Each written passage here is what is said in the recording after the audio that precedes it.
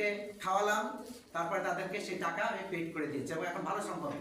সুতরাং প্রেম দেখাতে দেখাতে যেন আপনার সর্বোচ্চ ঘটিবাটি শেষ না হয়ে যায়, সেটা আপনি খেয়াল রাখবেন। তো প্রেম শুরু হবে আপনার ব্যক্তি জীবন থেকে, পরিবার থেকে। এখন বিষয় হচ্ছে পরিবারে প্রেম কি বাজার থেকে কিনে আনবেন কেজি ধরে পাওয়া যায়? তাহলে প্রেম কিভাবে সৃষ্টি হবে? প্রার্থনার মধ্যে দিয়ে। আমরা জানি না কতজন পরিবারে, আমরা অনেক পরিবার জানি যারা প্রতিদিন প্রার্থনা পূর্বক তাদের সময় দেয় পরিবারে। আমি শেষ করবো কারণ ব্যক্তি স্যার আমার একটা সভা আছে পাশে, আমি আর দীর্ঘ সময় নেব না। পরিবার থেকে আপনার ভালোবাসা সৃষ্টি হবে, সেটা কিভাবে? প্রতিদিন আপনার পরিবারে প্রার্থনা থাকতে হবে। প্রার্থনা শুধু নয়, আপনি হয়তো ব্যবসা করছেন, অনেকে আমরা চাকরি করছি, অনেকে আছে আমরা বিভিন্ন কাজের সঙ্গে যুক্ত। আপনি শুধু প্রার্থনা করবেন না, প্রার্থনার পরে আপনার ব্যক্তিগত জীবনে আপনি ধ্যান করবেন ঈশ্বর কি আপনাকে বলতে চায়। কারণ প্রার্থনা হচ্ছে এমন একটা বিষয় যে আপনি যদি আমাকে কল দেন আর আমি যদি আপনাকে কল দিই, আমি যদি শুধু কথা বলতেই থাকি, তাই না, আপনাকে যদি সুযোগ না দেই, আপনি কিছু বুঝতে পারবেন? ভাববেন না যে কেমন?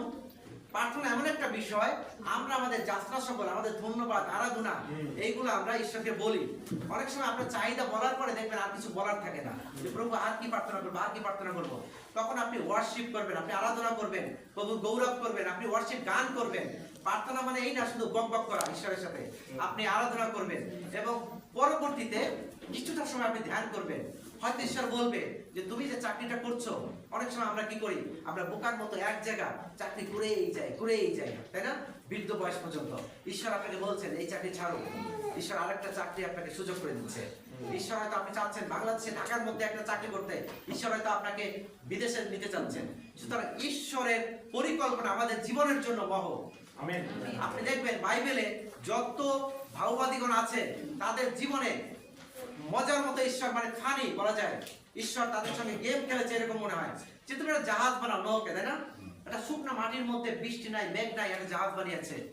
ঈশ্বরের যখন পরিকল্পনা আপনার জীবনে আসবে আর পৃথিবীর কেউ বুঝতে পারবে না, মণ্ডলীর কোনো লোক বুঝতে পারবে না, কিন্তু ঈশ্বর যখন আপনাকে আহ্বান করবে সেই বিষয়টা নিয়ে আপনি এগিয়ে যাবেন, প্রার্থনা করবেন। যখন আপনি ঈশ্বরের ধ্যান করবেন, ঈশ্বর যদি আপনাকে কিছু বলে যে তুমি এটা ছাড়ো, আপনি ছেড়ে দেবেন। সারা পৃথিবী আপনাকে বুঝবে না, আপনার মণ্ডলী আপনাকে বুঝবে না, কিন্তু ঈশ্বর যখন আহ্বান করবেন নোয়ের মতো, আপনি জাহাজ বানানো শুরু করবেন। বৃষ্টি নাই, মেঘ নাই, সারা লোকে বিদ্রুপ করবে, কিন্তু যখন বৃষ্টি আসবে, যখন ঈশ্বর সেই দরজা বন্ধ করে দেবে অন্যদের জন্য, আর কেউ সে আশীর্বাদ পাবে না, শুধু আপনার জীবনে সে আশীর্বাদ। আমেন। সুতরাং প্রার্থনা নয় শুধু, আপনি ঈশ্বরের রব শুনবেন আপনার জীবনের জন্য কি বলতে চায়, আপনার চাকরি, আপনার ব্যবসা, সমস্ত কিছুর উপরে। আপনি অবাক হবেন যে আমরা আমাদের বাঙালি, তাই না, বা ইন্ডিয়ান, নেপালি, আমাদের চাহিদা বিদেশি দেখলে আমরা বুঝি শুধু চাই, তাই না, যে এই বিদেশি বুঝে আমার কিছু দেবে, এই মনে আমাকে সাপোর্ট করবে। আপনি অবাক হবেন আমেরিকার এই 2 দিন আগে, 3-4 দিন আগের কথা, আমেরিকার একজন ভদ্রলোক আমাকে পরিচয় করা দিল, একজন ভাওবাদী, তার বয়স 70 বছর। তাহলে 70 বছর যে একজন মিনিস্টার, একজন প্রফেট, ভাওবাদী, তিনি কতটা শক্তিশালী হতে পারে আপনারা কিছু বুঝতে পারেন পরিচর্যায়?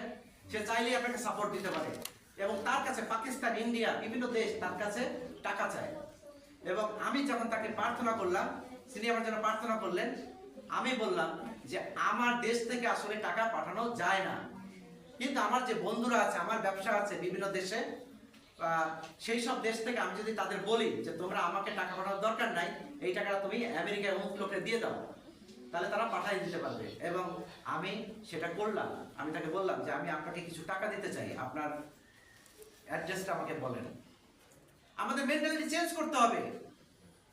আপনি কতদিন চেয়ে থাকবেন? আমরা দিতে শিখেছি।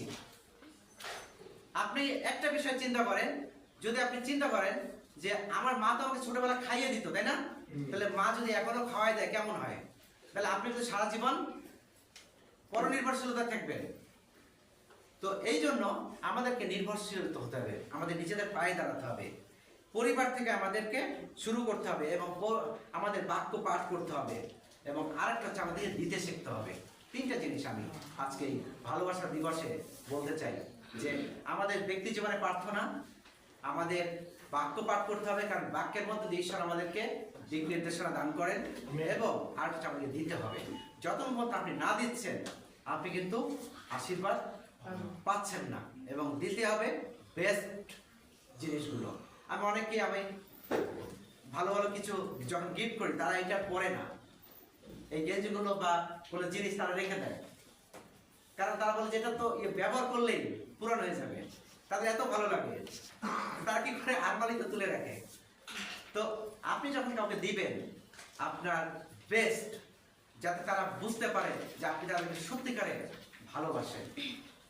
ভালোবাসা শুধুমাত্র খারাপ দিক থেকে না, মানুষকে যখন ভালোবাসতে শিখবেন আপনার ওয়ার্ড, আপনার ব্যবসা, আপনার চাকরি জীবনে দেখবেন পুরো পরিবর্তন চলে আসছে। আপনি এই জগৎকে আপনার জায়গায় বসে পরিবর্তন করে দিবেন। এবং যখন একটা তারা ওঠে আকাশে, তাই না, সবাই দেখতে পায়, তাই না, ঠিক আপনার জীবন যখন ভালোবাসাময় ঈশ্বরীয় প্রেম আপনি লোকদেরকে দেখাবেন। আপনি শুধু দেওয়া না, একজন হয়তো একটা জিনিস জানতে চাচ্ছে, আপনি তাকে ক্লিয়ার করে বলেন। অনেকে জানতে চায় অনেক কিছু ব্যবসা সম্পর্কে, আমি তাদেরকে একদম পাই টু পাই ধরে ধরে বলে দিই। এবং তারা বলে এত গুমর কেন আপনি বলেন দাদা? ব্যক্তিগত জীবনে আমি একজন ব্যবসায়ী, আমি কিন্তু কোনো পালক বা প্রচারক নয়। ব্যক্তিগত জীবনে আমি একজন ব্যবসায়ী, কিন্তু যখন ঈশ্বরের জন্য ঈশ্বরের আশীর্বাদ যখন আমাদের জীবনে আমি দেখি, ব্যবসায়, পরিবারে, মণ্ডলীতে, তখন আমরা নীরব থাকতে পারি না। আমেন। সুতরাং আপনার ব্যক্তিগত জীবনে, আপনার পরিবারে যখন আপনি ঈশ্বরের সেই আশীর্বাদ দেখতে পাবেন, প্রার্থনায়, বাক্যপাঠে, মানুষকে দান ধ্যানে, তখন আপনার জীবনে সেই প্রচুর আশীর্বাদ নেমে আসবে।